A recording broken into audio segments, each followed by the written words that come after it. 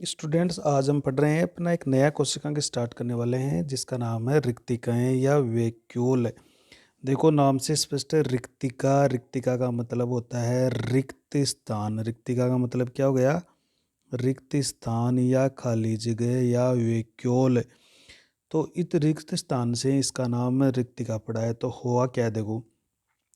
और हम जानते हैं कि ये रिक्तिका कहाँ पाई जाती है। ये पादप कोशिकाओं में मुख्य रूप से पाई जाती है। पादप कोशिका में पाई जाती है।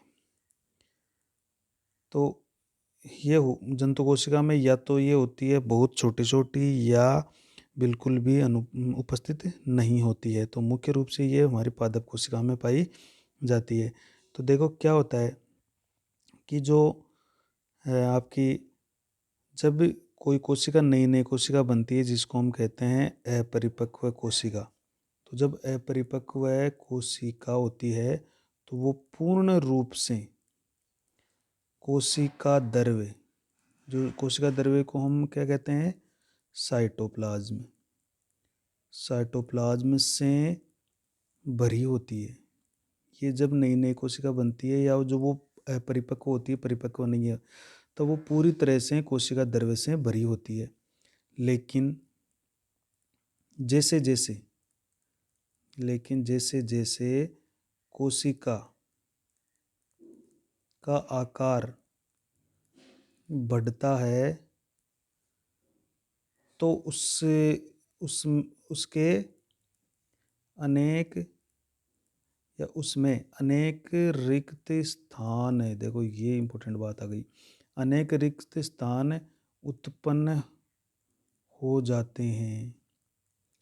अब स्टार्टिंग में जब कोशिका बनती है तो छोटी होती है और वो अपरिपक्व होती है। जैसे जैसे उसका आकार बढ़ेगा वो अपना पूर्ण आकार धारण करेगी। उसमें इनलार्जमेंट होगा, दीर्घीकरण होगा। तो उसमें क्या होता है, जगह जगह रिक्त स्थान उत्पन्न हो जाते हैं, रिक्त स्थान बन जाते हैं, जिन्हें हम क्या कह देंगे?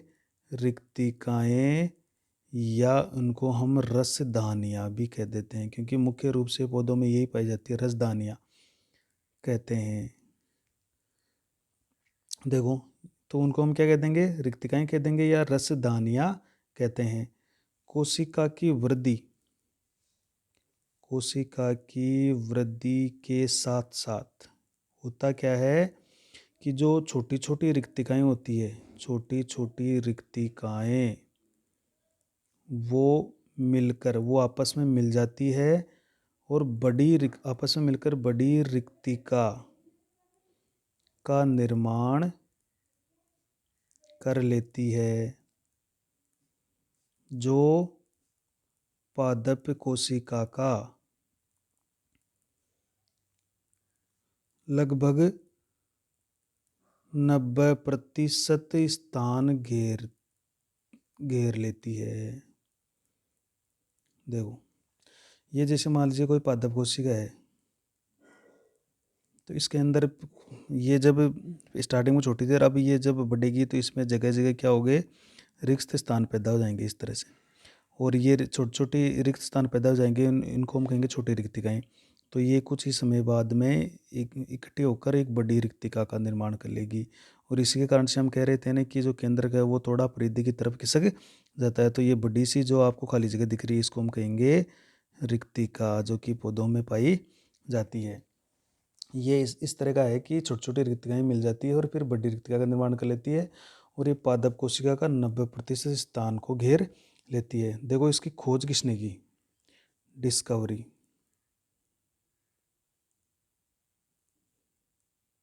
तो खोज देखो, सर्वप्रथम रिक्तिका की खोज एक साइंटिस्ट हुए थे, स्पेलेंजनी।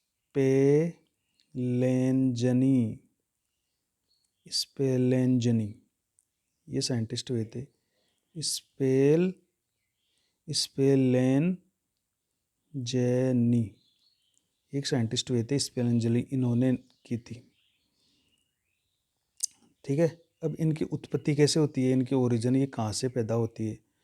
तो इनका मुख्य स्रोत देखो, अंतःप्रदेवी जालिका और उसके बाद में जो गोल्जी बॉडी होता है कुछ, उससे भी इसका निर्माण होता है। तो मुख्य रूप से इनका निर्माण है वो रसदानी या जो रिक्तिका है इसका निर्माण ईआर की सहायता से पुट्टिकाओं के मिलने से होता है। अब ये जो रिक्त स्थान बना, जाहिर सी बात है रिक्त स्थान के आकर यहाँ पर एक इस रिक्त स्थान को कौन घेरेगा, तो इस घेरने के लिए यहाँ पर एक झिल्ली भी बनेगी, ये झिल्ली भी बनेगी।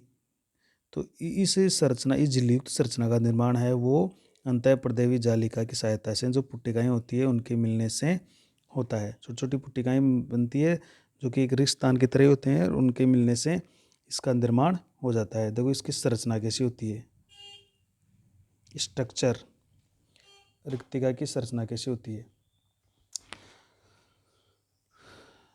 तो देखो रिक्तिका एक पतली, देखो रिक्तिका क्या होती है, बहुत ही पतली झिल्ली से घिरी रहती है। इसके अंदर है वो अजैविक पदार्थ भरे रहते हैं, जिसको हम कोशिका द्रव्य नहीं कहेंगे, इसमें अजैविक या निर्जीव पदार्थ भरे रहते हैं। तो इसकी झिल्ली है, उसका तो नाम है टोनोप्लास्ट। बहुत ही पतली झिल्ली होती है टोनोप्लास्ट, और इसके अंदर भरे रहते हैं अजैविक पदार्थ। अजैविक पदार्थ इसके अंदर भरे हुए रहते हैं, जिसमें कार्बोहाइड्रेट हो सकता है, अमीनो अम्ल, कार्बनिक अम्ल, खनिज लवण, बहुत सारे वर्णक इसके अंदर पाए जाते हैं। तो रिक्तिका एक पतली झिल्ली जो कि किसकी बनी होती है, लिपोप्रोटीन की, लिपोप्रोटीन से बनी, हम ये कह देंगे। एक पतली झिल्ली, रिक्तिका एक पतली झिल्ली द्वारा घिरी रहती है, इस तरह से कह दें इसको, जिसे ये ध्यान रखिएगा टोनोप्लास्ट कहते हैं। ये बहुत बार प्रश्न आया हुआ है कि टोनोप्लास्ट क्या है। तो टोनोप्लास्ट है रिक्तिका की झिल्ली को टोनोप्लास्ट कहते हैं। टोनोप्लास्ट का मतलब होता है बहुत ही एक पतली झिल्ली। तो लिपोप्रोटीन से बनी है, लिपो का मतलब लिपो से लिपिड, प्रोटीन से प्रोटीन, तो वसा और प्रोटीन से बनी होती है, जिसको हम टोनोप्लास्ट कहते हैं। याद रखिएगा ये बहुत ही पतली झिल्ली होती है। देखो यह सबसे पतली झिल्ली होती है, देखो यह सबसे पतली झिल्ली होती है। इसमें कोशिका द्रव्य नहीं पाया जाता, इसमें कोशिका द्रव्य नहीं पाया जाता है। रिक्तिका में भरे द्रव्य को कोशिका रस कहते हैं, ये भी याद रखिएगा। भरे द्रव्य को हम क्या कहेंगे, कोशिका रस, या इसको कहेंगे सेल सेप कहते हैं। देखो जो इसके अंदर जो भी द्रव्य भरा रहता है उसको हम कोशिका द्रव्य नहीं कहेंगे, कोशिका द्रव्य कहेंगे केवल जो कोशिका में भरा हुआ उसको ही। तो रिक्तिका के अंदर भी इसमें कुछ द्रव्य भरा रहेगा, इसको कोशिका द्रव्य नहीं कहकर हम इसको क्या कहेंगे, कोशिका रस या सेल सेप कहते हैं। देखो सेल सेप में क्या क्या होता है, सेल सेप में अनेक प्रकार के अजैविक पदार्थ होते हैं। देखो जीवित संरचना इसमें कुछ भी नहीं होती है, अजैविक पदार्थ भरे होते हैं, ये इसकी इम्पोर्टेंट बात है। देखो ये जो रिक्तिका है इसके अंदर जो कोशिका रस कह रहे हैं, इसके जो द्रव्य भरा हुआ तो उसको हम कोशिका रस कह रहे हैं, और इस रस के अंदर अनेक पदार्थ के अजैविक पदार्थ भरे रहते हैं। किसी भी तरह का कोई जीवित संरचना इसमें मौजूद नहीं होती है। जैसे क्या क्या भरा रहता है, जैसे इसके अंदर कार्बोहाइड्रेट भरा रहता है, कार्बोहाइड्रेट, इसके अंदर अमीनो एसिड्स यानी अमीनो अम्ल भरे रहते हैं। इसके अंदर कोई कार्बनिक पदार्थ, कार्बनिक जैसे अम्ल हो सकते हैं, बहुत सारे अम्ल पाए जाते हैं, खनिज लवण, वसा और वर्णक घुलित अवस्था में होते हैं, वर्णक घुलित अवस्था में होते हैं, ये भी इम्पोर्टेंट बात है। देखो वर्णक भी पाए जाते हैं इसके अंदर, जिससे ये पौधों को कलर प्रदान करती है, और वो वर्णक किस अवस्था में होते हैं, घुलित अवस्था में होते हैं।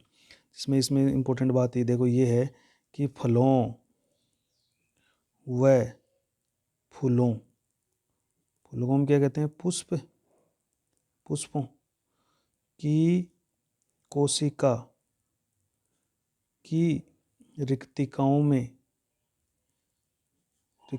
में एक बहुत ही महत्वपूर्ण वर्णक है जिसका नाम है एंथोसाइनिन है। याद रखिएगा, वर्णक घुला रहता है। देखो, बाकी वर्णक जो होते हैं ना वो अपने लवकों के अंदर होते हैं, लेकिन एंथोसाइनिन वर्णक है ये कोशिका रस के अंदर घुला हुआ है। रिक्तिकाओं में जो कहाँ पर घुला हुआ है, ये जो इसका जो कोशिका रस है, कोशिका रस उसके अंदर ये वर्णक घुले हुए रहते हैं। तो ये फूलों को और जो फल होते हैं उनको कलर देते हैं। एंथोसाइनिन वर्णक तो एक ऐसा वर्णक है, इसका कई बार प्रश्न आया हुआ है कि एक ऐसे वर्णक का उदाहरण दीजिए जो कि गुलित अवस्था के अंदर पाया जाता है। रिक्तिका के कोशिका रस के अंदर गुलित अवस्था में पाया जाता है, वो एंथोसाइनिन वर्णक है। बाकी आपको है वो हरित लवक या जो वर्णक होते हैं उसके अंदर गुलित अवस्था में नहीं मिलेंगे, आपको एक स्पेशल क्वांटासोम के अंदर ही ये वर्णक पाए जाते हैं। तो ये थी हमारी रिक्तिका की संरचना। नेक्स्ट पढ़ेंगे हम रिक्तिका के प्रकार के बारे में। तो रिक्तिका में देखो, जैसा उनके अंदर पदार्थ होता है या जैसा वो कार्य करती है, तो उनके आधार पर रिक्तिकाओं को हम अलग अलग लगभग 4 भागों में उसको बांटेंगे और उसको हम एक एक का अध्ययन करेंगे। तो नेक्स्ट वीडियो में हम लेते हैं रिक्तिका के जो प्रकार है और रिक्तिका के महत्वपूर्ण कार्य। तो यहाँ पर ये आप ध्यान रखिएगा।